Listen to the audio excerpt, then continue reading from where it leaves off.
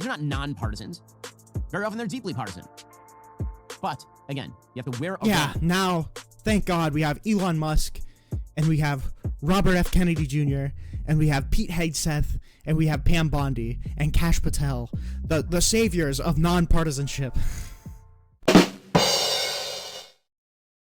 don't know if Benny Boy is the pinnacle of political commentary, and I don't expect it to be super deep. But this video is called MSNBC and CNN Can't Handle the Doge.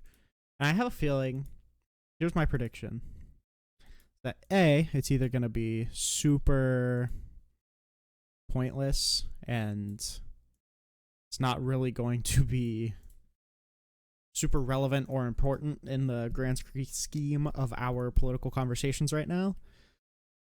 It's probably going to be like, oh, look at all the fraud it's finding. Look at all the cuts that it's making. And that's not actually going to delve into any of the meaningful criticisms that anybody on MSNBC or CNN would hopefully be making. I don't know what the mainstream argument against Doge is generally.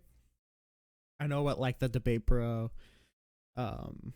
like super hyper... I know what the political answer is, or like the people who are like tapped in answer is, and that Elon doesn't have the authority to be doing all this shit.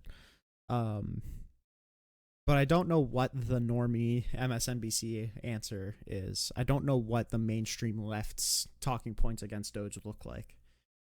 So I don't even know how mad I'm gonna be at Ben as I am going to be at all the rest of the people for not actually providing good talking points in the first place, but I mean, I am open to being persuaded. Because apparently he likes when I say the word balls on TV. I will say balls, balls and balls, balls, hairy balls, balls, balls, balls. Okay. Meanwhile, it's funny. If you go back to that CNN poll, what you will see is that when it comes to handling the federal budget, President Trump's highest approval ratings are in that particular area. He's got immigration at 51%, handling the federal budget at something like 48%. And that's due to Elon Musk. Now, Elon Musk is out there doing Doge. And the media are still fulminating over all of this, complaining about Elon Musk. The reality is that President Trump has handled this whole situation with aplomb. He's handled it quite brilliantly, actually. Allowing Elon Musk to be the face of Doge means that... Well, okay. Already. I'm going to let him cook. But already, I would say that to say that Trump has handled Doge excellently, I think is pretty wild, considering that we didn't even know who was technically heading the agency until like a month after it was established. And the fact that Donald Trump seems to still think that Elon Musk heads Doge, even though he doesn't. I think there... Oh, I just inhaled my hair. I think there's a reason that Ben used a term like the face of Doge instead of like a technical term like the head of Doge, because Elon Musk is not the head of Doge, believe it or not. He is a weird senior advisor who somehow has more power than the president kind of person. So... to say that Trump has been handling it well when his executive order gave none of the statutory authority that Doge is claiming to have, or to claim that he's been handling it well when the White House literally said in a legal filing that Elon Musk is not an employee of Doge, is not the head of Doge, but we don't know who the head is. and then came back with Amy Gleason. I think that's an argument against Trump handling this particularly well. That Elon takes all the incoming. Elon is not an elected official. Elon is the richest person in the world. Elon owns X. So Elon can take it. It's not just that Elon can dish it. Elon can take it. Meanwhile, President Trump can sit over here and just reap the benefits of having a very, very famous person be the focus of the ire of his opposition, while the good effects are actually accruing to his administration. So is he just say, okay, first of all, good effects from Doge where? I have yet to see any meaningful impact provided by Doge, because one, the president's authority to cut budget or withhold budget is pretty limited. Two, Elon's authority to do anything to the budget is absolutely non-existent. And three, I just haven't seen any examples. Like, the USAID thing is a bad example. Because, like, unless you're in favor of, like, soup kitchens refusing service to children, and the absolute lack of transparency in all of it, and the fact that some federal workers didn't know if they'd even be paid for doing the work that they're doing right now, and the fact that it's so up in the air that if like federal contractors will get paid. I guess it is smart in the way that Ben is suggesting, in that he's literally just holding up Elon Musk as a human shield so he can, buck all of the responsibility onto Elon while reaping the benefits. But what benefits has he been reaping? Meanwhile, the media don't know how to handle it. Dana Bash on CNN had maybe the funniest line yesterday. She was talking about big balls again. This would be one of the young Elon Musk staffers who's going... I need to look into Mr. Big Balls, because I've been hearing a lot of shit about him getting like super sensitive information and then leaking it, which probably shouldn't be a super common talking point with your budget cutting mechanism, that some kid named Big Balls is coming in and leaking a bunch of sensitive information. But I need to look into the validity of those claims. I hope that the insight that Ben Shapiro gives here isn't just that it's funny that his name is Big Balls, but it might be. Who knows? Through the federal government, and she started talking about apparently how Elon Musk likes when she says balls on TV. I don't even know what's happening now. I think at the risk of Elon Musk tweeting about me, because apparently he likes when I say the word balls on TV, I will say that balls and strikes, when you're talking about Steve Bannon, when he calls balls and strikes, he calls strikes balls and ball strikes. Yeah, boy. Okay. Great things happening over at CNN. And the complaints by people like Rashida Tlaib.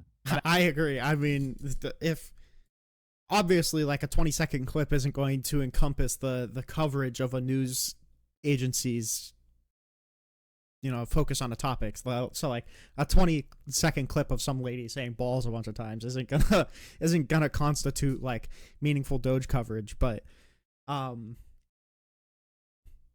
yeah, I don't know. It feels like it's not being treated with the level of seriousness that it should be.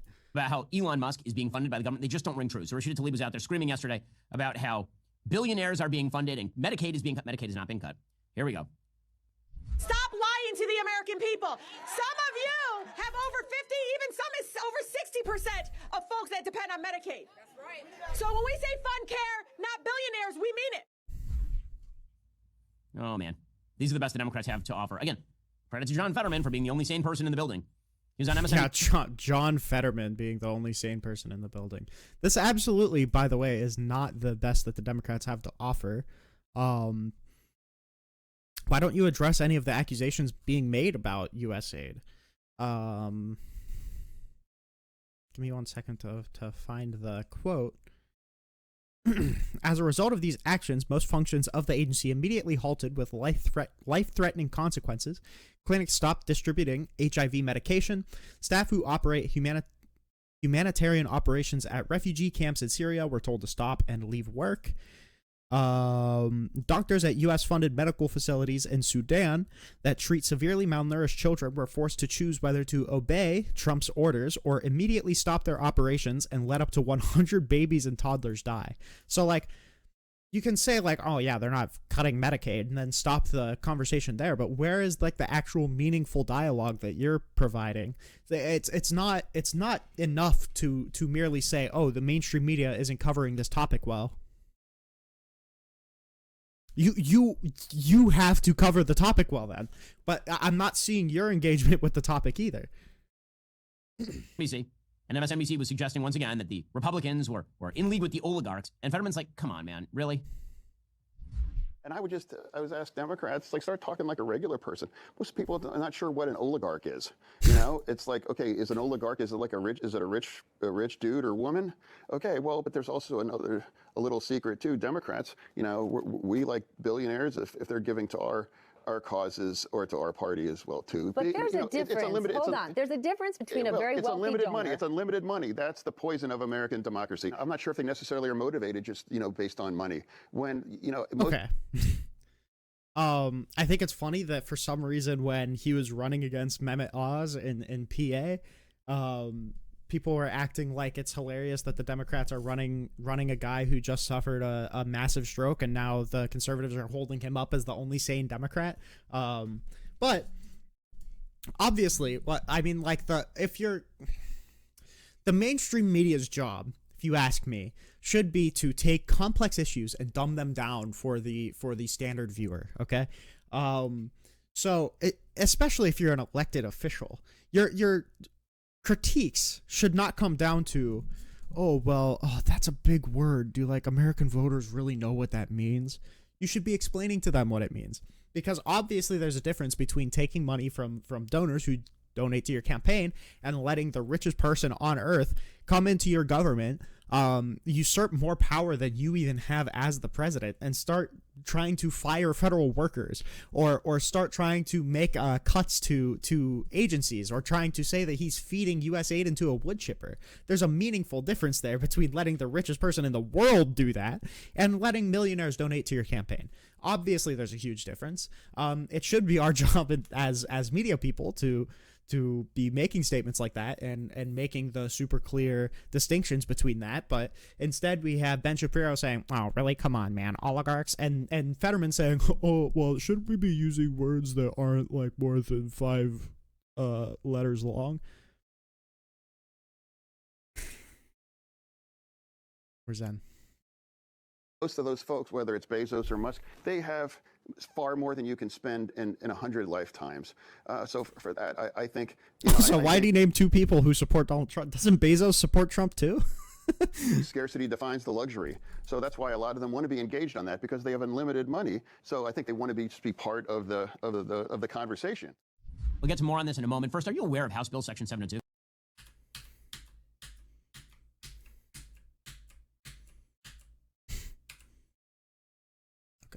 A place with a population of approximately 150,000, and then he was elevated into a presidential candidate because he likes dudes.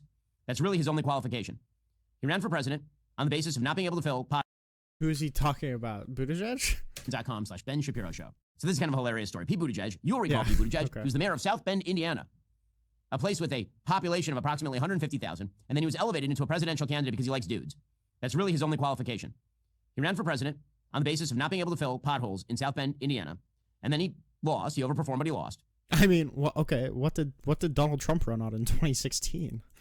What are the big political qualifications that your candidates have been having, like Marjorie Taylor Greene or Donald Trump or Dr.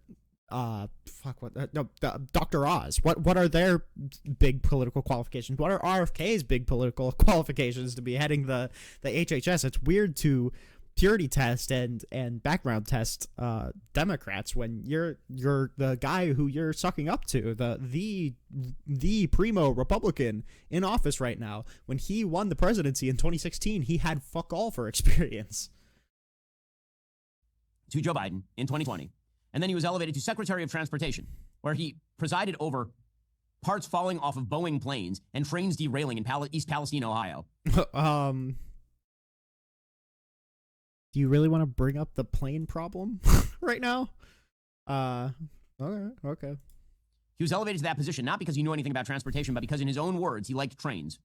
He had a romance for trains. He liked choo-choo trains. Well, now, a man who was so useless that he left on paternity leave. Remember, paternity leave is usually because you are attempting to help your physically recovering wife. As recognized, Pete Buttigieg is married to a man, which means that his non-physically ailing husband, he stayed home with for 2 months, and no one even noticed because he was so useless. Now he wants to run not for Senate, but for president. Now you say to yourself, wait a second, how did he run for Senate? Isn't he from Indiana? You just said he was the mayor of South Bend. Yes, but you forget. He moved with husband Chasten Buttigieg to Michigan in 2020. Is this just a completely unrelated thing to Doge? 22. And he is this seriously okay? Is this seriously the deepest engagement that we can get on Doge? Is this all Republicans are going to be able to offer on Doge? Is that oligarch's a big word, and that's the only thing that we've gotten? Spent approximately 22 seconds in Michigan. Therefore, he was considering a Michigan Senate run. Well, he announced today that he's not going to be running for Senate in Michigan, which at the Senate had he chosen to run. The former mayor of Chicago, who named the political podcast, Emmanuel has likely been on it or will. Okay, yeah. So that was all that we got from Doge. Wow, what a showing from Ben Shapiro. Holy God. Oh, boy. It's just so weird. Like, has he done anything else meaningful with Doge at all? Bunch of shorts. Tax Doge cuts. Okay. Maybe this one will be a little better. The Department of Governmental Efficiency. Remember the history of DOGE. So DOGE was originally suggested as a sort of advisory council led by Elon Musk that would exist outside the federal government. And Trump talked about it, and the entire left scoffed. The media scoffed too. They said, well, this is just a way for him to sort of throw a sop to Elon Musk. They're not really going to do anything. They'll make a few recommendations. It'll be like a task force, and nothing will happen. And then it turns out that Trump just outsourced a bunch of the hard-nosed federal cuts to Elon Musk. Why? Because Musk is, number one, incredibly famous for going into companies and clearing out deadwood. When he went into X, he fired 80% of the staff day one. Yeah, and how did that work out for X? Weren't those cuts that Elon made to X at the very beginning credited with like one of their biggest downturns? Broke a lot of the systems, and then he had to rebuild a bunch of those systems. This is something that Musk is famous for too. Musk is famously volatile in the sense that he comes in and he breaks things and he does it fast. And if he makes mistakes, he'd rather break things and then fix them than not break anything and leave bad systems in.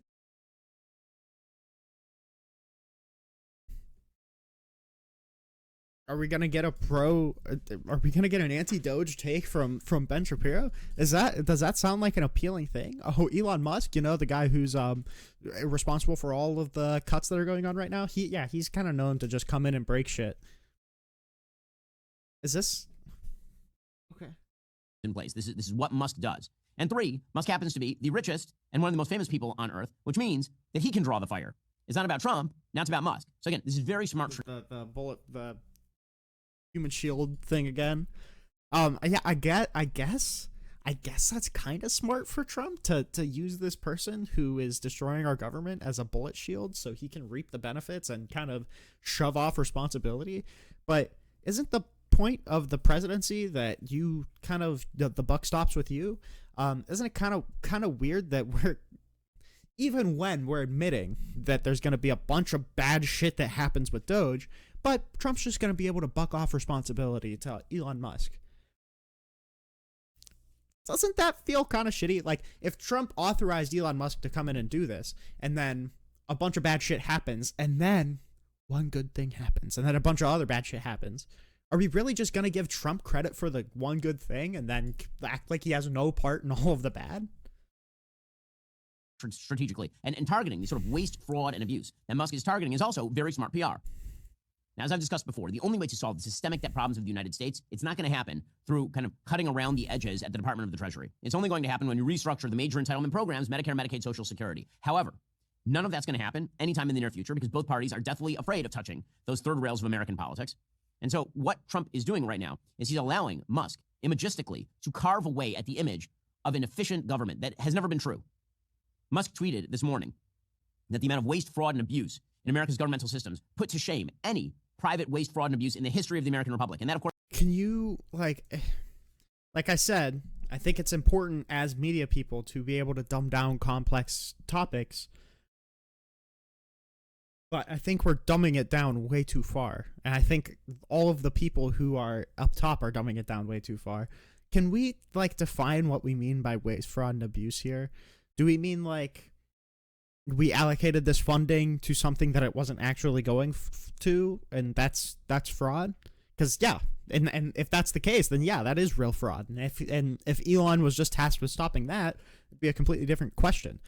The problem is that what we're looking at right now is it seems like Donald Trump and his administration are defining fraud, waste, and abuse as anything that Congress appropriated funding for that I didn't personally like. I'm just going to call it fraud, and I'm going to have Elon Musk try to cut it. That's a very different conversation. I hope that Ben I have a weird high bar for Ben. I hope that he kind of provides a little bit of light on that. My heart is telling me he won't, though. Of course, is wildly true because the size of the American government is so huge, so exorbitant, that it is not hard to throw a dart and you will hit waste, fraud, and abuse almost anywhere in the federal government. In the private sector, you see, you're responsive to things like return on investment. You're responsive to the profit motive. You're responsive to your shareholders. In the government, if you waste money, well, there's always more money where that came from. You can either print it or you can steal it from the American taxpayer. Okay, so tell me then, what fraud is he finding? What abuse? What agency was doing fraudulent payments? What agency was abusing their power? Now, I think the problem is that he's just going to say that it was Congress that was abusing their power by giving the money to these people, but then we're unraveling into an ultimately unconstitutional argument. The idea that the executive just has the power to get rid of congressionally approved funding is contrary to the Constitution, but it feels like Ben here is probably going to be making the argument that, no means or bad means, or there's no bad tactics, only bad results. It seems like since Ben is in favor of lowering the amount of money that our federal government spends, we're just willing to give the president the power to usurp Congress because he doesn't like where the money is going. So that is what Musk is doing, and he is putting Democrats on the wrong side of the issue, because who exactly is in favor of waste, fraud? And so he may even be right that this is good political strategy, like in the sense that, positioning yourself against fraud, waste, fraud, and abuse as Elon Musk kind of sets the Democrats to posture for fraud, waste, and abuse. But then when you look at it a layer deeper, which media should be doing, it comes down to an authority question. And the question we should be asking right now is, do we want the executive to have this power? Do we want the president to just bestow this power upon the richest person in all of America? In all of the world, sorry. Fraud and abuse. What exactly is the objection to cutting waste, fraud, and abuse? So what Democrats are doing instead is they're pretending that this is an assault on, quote unquote, the system, that it's a constitutional threat. Here's the thing. Democrats over the course of the last century and a half have hollowed out the Constitution and worn around its face like Hannibal. Okay. It's probably just going to be another argument of, well, the Constitution was already dead, we just killed it more. I don't know if Ben's going to make the argument that Congress doesn't have the power of the purse, like all constitutional experts affirm, and the Constitution, the text of the Constitution affirms. I don't know if that's what he's going to say. Elector. That is what Democrats have done. Also, let's take the independents that are concerned about the constitutionality of DOGE. What do you say then? If you're just going to attack Democrats for perceived hypocrisy, that doesn't actually address the topic even a little bit, even at all, a little bit. It just says, oh, well, Democrats did this too. Okay, what about the people who are not affiliated with the Democratic Party who are concerned about this? They created an entire administrative, bureaucratic, executive branch filled with 2 million people to make all the rules that govern your life. They've turned the legislature into a vestigial organ of American government. And now Trump is coming in, and he's the head of the executive branch, and he's deploying people in the executive branch to make cuts within the executive branch, and they say this is a constitutional threat to the country. They want some separation of powers now. Well, okay. First of all, the chief executive, the head of the executive branch, does not mean that you control the whole executive branch. There's case law, there's Supreme Court cases, there's literally the text of the Constitution doesn't imply that the executive has full control over the executive branch. He used a lot of like really loaded language and a lot of really pretty conservative fear-mongery language. What part of that is unconstitutional? What part of appointing principal officers is unconstitutional? What part of saying that, these offices within the executive branch can't just be unilaterally dissolved by the president because they're created by Congress? What part of that is unconstitutional?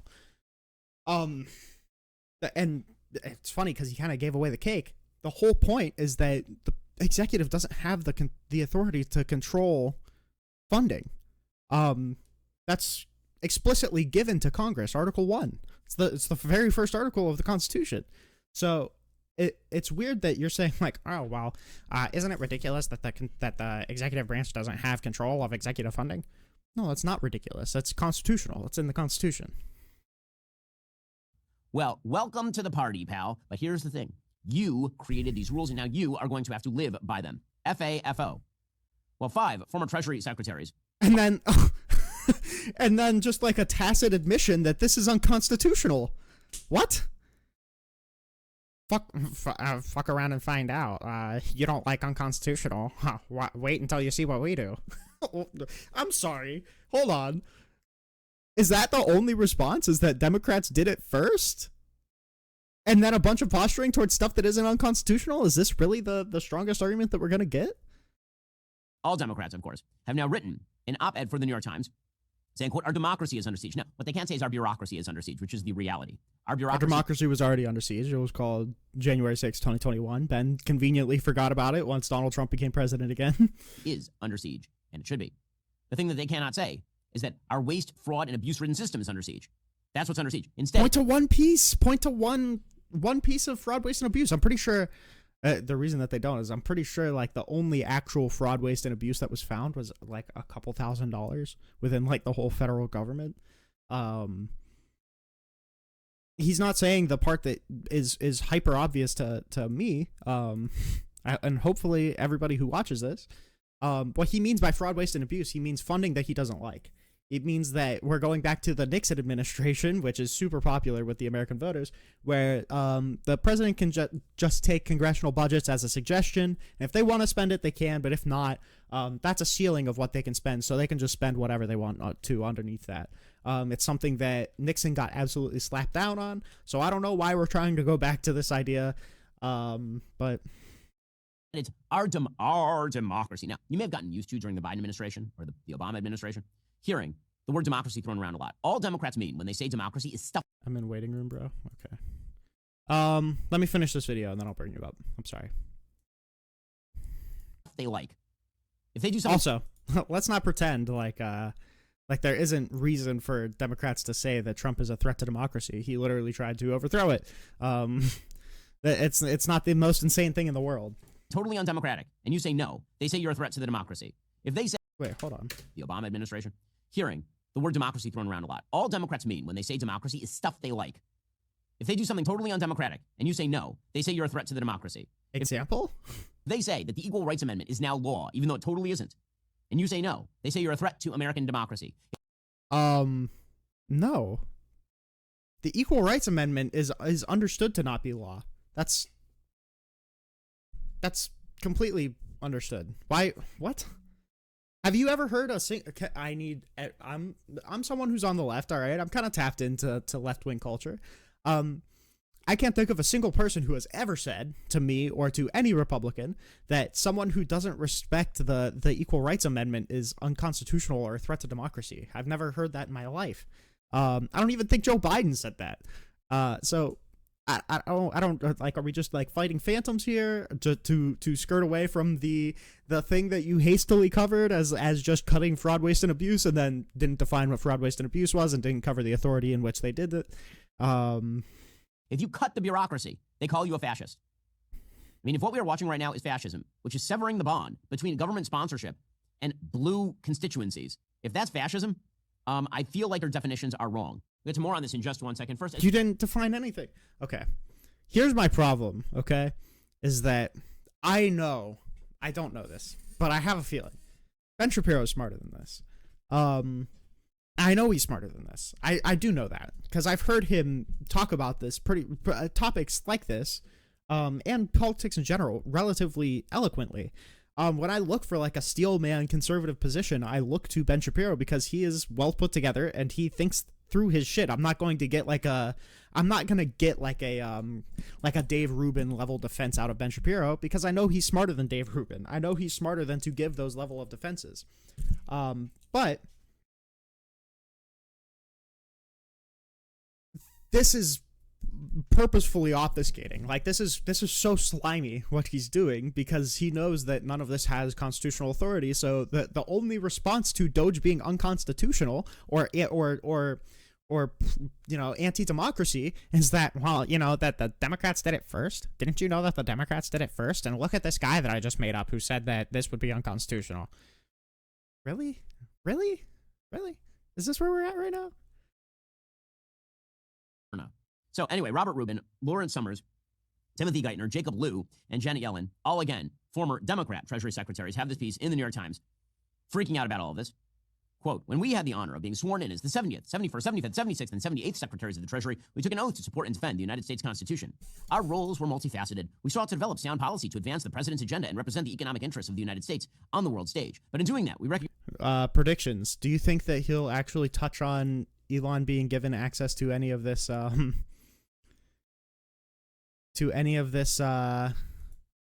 information? Do you think that they'll actually touch base on any of that at all? Or do you think that Do you think it will just be a straw man? Oh, well, these people were Democrats anyway. Recognize that our most fundamental responsibility was the faithful execution of the laws and the Constitution. Hello. Who is here? Oh, it's Delta. Hi, Delta. Oh, who is here? I don't have Discord open. I am watching a video. I'm gonna deafen real quick and then I'll come back. I promise. Okay. Constitution of the United States. We are fortunate that during our tenures in office, no effort was made to unlawfully undermine the nation's financial commitments. Regrettably, recent reporting gives substantial cause for concern that such efforts are underway today. The nation's payment system has historically been operated by a very small group of nonpartisan career civil servants. Okay, now the first time you hear that phrase, nonpartisan career civil servants, it sounds kind of nice. But these are just people who serve you. You know, it's like a waiter at a restaurant. They're nonpartisan and they're serving you in the civil service. Of course. Well, here is the thing. Wrong.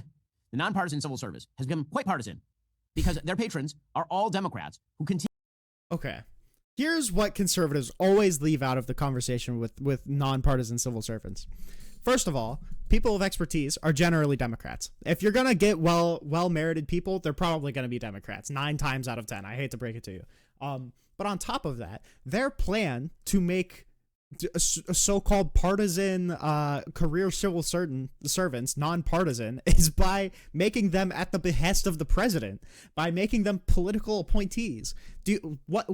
Tell me, as conservatives, what do you think is going to result in less politicization of the 3-letter agencies? Do you think it's going to be people who are generally Democrats who are hired there because of their merits, which is, by the way, what the Merit Protection Board of the civil servants is there for? Do you think it's going to be people who are hired based off of their merit, who manually got up to the top of these organizations, or people that the president can just fire and then appoint with their political... Like, their plan for making these people non-political actors is making them political actors. And also, if your problem was with so-called partisan civil servants, why are you okay with Elon Musk doing this? Us civil servants just want to do our job with the knowledge and experience we have. Exactly. And these people make you out to be partisan because you do have levels of experience. By the way, anybody who is a high up scientist in the EPA is probably going to be a Democrat because it's a Democratic position to think that climate change is real. So when you're looking at nonpartisan civil servants, you're looking at just replacing them with different partisans. Your problem isn't that they're not partisan. Your problem is that they're not your partisans. You want to make them partisan, but to the Republican Party. To pretend any otherwise is completely contrary to what Donald Trump is doing right now, what's laid out in Project 2025, what was laid out in Agenda 47. It's gaslighting. And it's because talking points sell better than anything else, and this is a snappy, witty comeback, but they don't realize what they're entailing. Yeah, I don't know. And it's really funny that these people who got here based off of their meritocracy, which the conservatives claim to love so much, are at threat for being removed for being too partisan. This is this is DEI. This is DEI. You fire all of the people who were gotten here because of their merits, because they manually got to the head of their 3-letter agency because they're an expert in the field. Fire them, replace them with a partisan. Continue to expand their agencies, their scope of authority, and their budgets. These are not nonpartisans. Very often they're deeply partisan. But, again, you have to wear a... Yeah, now, thank God, we have Elon Musk, and we have Robert F. Kennedy Jr., and we have Pete Hegseth, and we have Pam Bondi, and Kash Patel, the saviors of nonpartisanship. Like, what are we talking about? Come on. The face of objectivity while enacting highly partisan agendas. These 5 former secretaries of the Treasury write, in recent days, that norm has been upended. All we care about is following the law and serving rule. That's why so many of us are also military. Yeah, sadly, I know. I'm aware of a lot of people who are civil servants, who are, constantly having their job threatened because this fucker doesn't understand meritocracy. These people claim to be a big fan of meritocracy until they realize that most people who get to the top of meritocratic systems are probably going to be Democrats. It's really funny that the system of getting your job corresponding to your merit within the three-letter agencies is actively being dismantled right now by conservatives because it's too heavily partisan towards the left. Imagine that. And instead we have somebody like Pete Hegseth, who was a fucking Fox News reporter, who's apparently super capable of protecting national secrets, and then oops, I accidentally added the head of the Atlantic to our correspondence while planning the Houthi attack. Oopsie poopsie. Yeah. I don't know. The roles of these nonpartisan officials has been compromised by political actors from the so-called Department of Government Efficiency. One has been appointed fiscal assistant. Wait, hold on. Does he deny that Elon Musk is a political actor? I don't know why I'm asking this. Ben Shapiro, you know for a fact that is true. Elon Musk is the definition of a political actor. He spent fuck tons of money to get Donald Trump elected, and now he's a part of the Trump administration. That's true. That's a true statement. Why did you sarcastically grit your teeth when you said it? A post that for the prior 8 decades had been reserved exclusively for civil servants to ensure impartiality and public confidence in the handling and payment of federal funds. Here's the question: how'd they do on that? Seriously, how'd they do on that? If these are fine, hold on, the integrity of such amazing public confidence in the handling and payment of federal funds. Here's the question: how they the handling and reliability of federal funds, you can rely on the federal government to pay. You can. From what I understand, I'm pretty sure the federal government is super reliable on paying out. What do you mean? They do on that? Seriously, how they do on that? If these are such amazing nonpartisan civil servants, why are billions of dollars going out the door to some of the worst people on earth? I mean, again, look at USAID. That's not the Treasury's job. That's Congress's job.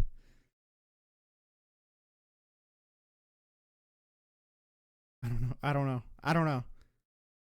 It's so painful because I know that Ben Shapiro is smarter than the arguments that he's making. I know for a fact that he is. I don't know why it's because conservatives Steve Bannon said it the best. They're really good at mobilizing low information voters. Talking points sell better than any actual understanding of how the federal government works. So you just throw in buzzwords of, oh, look at USAID. Can you trust the federal government? Career civil servants, bureaucracy. And that's going to be the whole engagement with this incredibly complex and yet so simple in legality issue.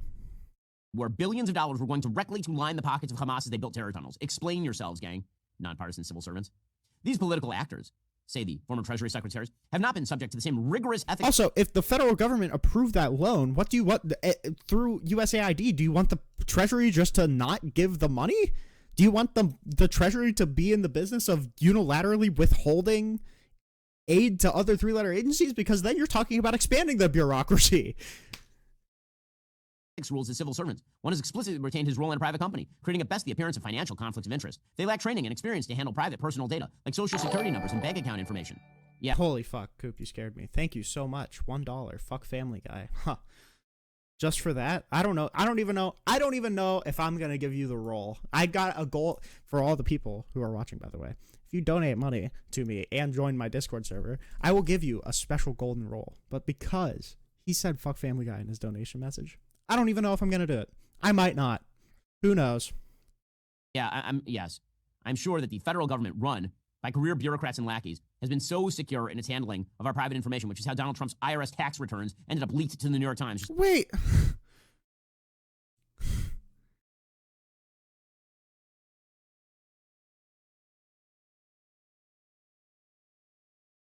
This is what I'm here for.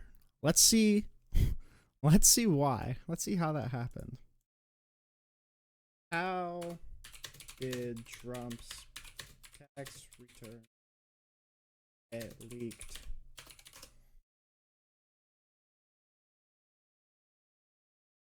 Was sentenced to 5 years in prison. So yes, it is secure. The one thing that you could cite as to how not secure it is, by the way, which the whole entire country had vested interest in getting, using a fucking president's tax returns is a super, super, super stupid fucking example to use. But even the strongest example that you could give of how unsecure these systems are. Not a data leak, just the literally the president's tax returns. The person was held in prison for 5 goddamn years. Notice how the most diehard Family Guy supporter won't even have it in his background because he knows how bad it is. I just haven't gotten the poster yet. I take so much training each year about ethics and following the law and how to handle the government's money. Yeah, because that's the Treasury's whole goddamn job. And for some reason, we're just letting fucking big balls come in and actually leak this information. I'm sure that Ben Shapiro is going to take a principled stance about the data protection, and that surely he's allowing these completely unexperienced hack fucks coming into the Treasury just because of how ineffective the bureaucracy is. I'm sure he's going to have a scathing takedown of Pete Hegseth for leaking this planned attack on the Houthis. Just a few years ago. Yeah, I don't even know. This is like brain rot. This isn't politics. This is brain rot. This is pop. I hate pop politics so goddamn much. It's pissing me off so bad. Their power subjects America's payment systems and the highly sensitive data within it to the risk of exposure potentially to our adversaries. Man, wait until you hear about a Secretary of State named Hillary Clinton who literally stored classified information on a private server. Oh my god. What was leaked from the Hillary Clinton email server? What was leaked? What super classified information was leaked from the Hillary Clinton email server?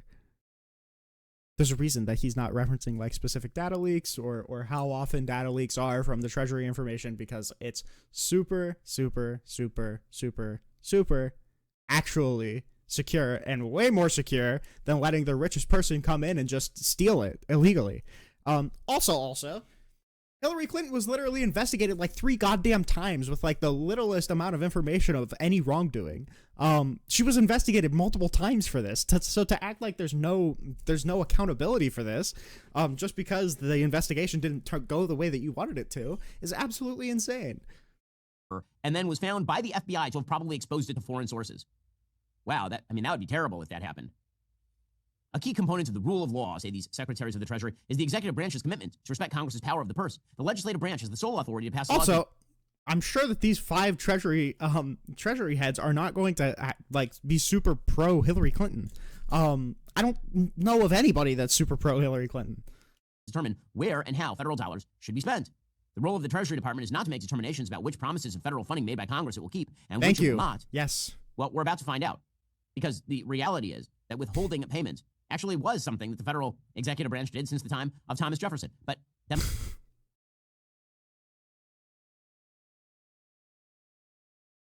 okay.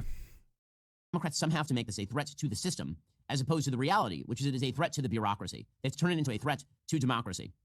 And again, in the words of the Democrat, everything turns into a threat. Power of the purse. I don't know what else to say. Article 1, go read the Constitution. I don't know what to tell you. Congress controls funding. Super simple. Congress controls funding. It's super simple. It's constitutional law. If you want to go read Article 1, go read Article 1. I don't know what to say. Also, the Impoundment Act. This got challenged. But I don't... To democracy. I think the most ironic instance of this is Democrats screeching and crying to the heavens, sackcloth and ashes, wailing and gnashing of teeth over the Consumer Finance Protection Bureau. So, for those who don't recall, the Consumer Finance Protection Bureau is one of the most ridiculous institutions of American government. It was created by Elizabeth Warren before she was a senator. It was pushed by the Obama administration, and it was directly... Okay. So when you're just trying to like maximize political messaging and like make it super effective and not actually have principled stances on anything and not actually go into detail on anything, that's, a different thing. Is the Consumer Protection Finance Bureau like super unpopular? Is that like good messaging? I feel like attacking that would not read well. So what? I mean, it's kind of just marching orders at this point. Whatever Trump and the conservative media says doesn't read well. It doesn't read well, but I don't know. That feels like a really weird target. Made unaccountable to the American people, the Consumer Finance Protection Bureau. As the Wall Street Journal reports, Before Ms. Warren became a senator, she persuaded Congress and then President Barack Obama to create a strange creature called the Consumer Financial Protection Bureau in the 2010 Dodd-Frank law. The Bureau would duplicate, replace, or expand on the efforts of existing financial regulators, but with a few dangerous twists. It would have no mandate to protect the safety and soundness of the financial institutions it regulates. It would not rely on Congress for funding. Instead, the Bureau would have the ability to draw funding directly from the Federal Reserve, ensuring it wouldn't have to pay much attention to legislators. Then Representative Randy Neugebauer of Texas wrote in the Wall Street Journal in 2012, quote, "My House Subcommittee on Oversight and Investigations has tried unsuccessfully to gain greater visibility into the Bureau's budgetary planning process. Those requests were denied. Once the director has decided a money draw is necessary, there's nobody with authority to prevent those funds from being paid out. Not congressional appropriators, not the Fed, not even the President's Office of Management and Budget." Well, the problem is that this totally unaccountable bureaucracy has now been taken over by Russ Vought, who is Trump's Office of Management and Budget Director. Vought posted on X, quote, "Pursuant to the Consumer Financial Protection Act, I've notified the Federal Reserve that CFPB will not be taking its next draw of unappropriated funding because it is not reasonably necessary to carry out its duties. The Bureau's current balance of $711.6 million is in fact excessive in the current fiscal environment. This spigot, long contributing to CFPB's unaccountability, is now being turned off." So, effectively, Vought shut down the funding. He could transfer... Just walk off to a completely unrelated topic. That's fine. I don't know. I have a feeling that the rest of this is probably just going to be the same. We'll write it out. But, yeah, what a pathetic, absolutely terrible fucking... And this is like like I said, this is the person I go to for, like, steel band conservative arguments. Absolutely pathetic coverage of DOGE. Absolutely pathetic. For the amount back to the Federal Reserve. What's the problem? What's the problem? I mean, it was made unaccountable to the legislature. So now Democrats, having designed the instrument, are now upset that it's being used in the reverse way. Because this is how Democrats operate. There is no consistent rule of law. There is no actual consistent, objective, regulatory agency established. And to be clear, I don't know. Like on this particular issue, I don't know how I feel. I haven't done my research. And that's completely fine. It's fine for you to not know how to feel about something. The fact of the matter is, though, I have done my research on DOGE. Everything that Ben Shapiro said on this was completely fucking awful. And the one thing that I don't know the validity of is the only thing that had fuck all to do with the title of the fucking video. Thank you. Thank you.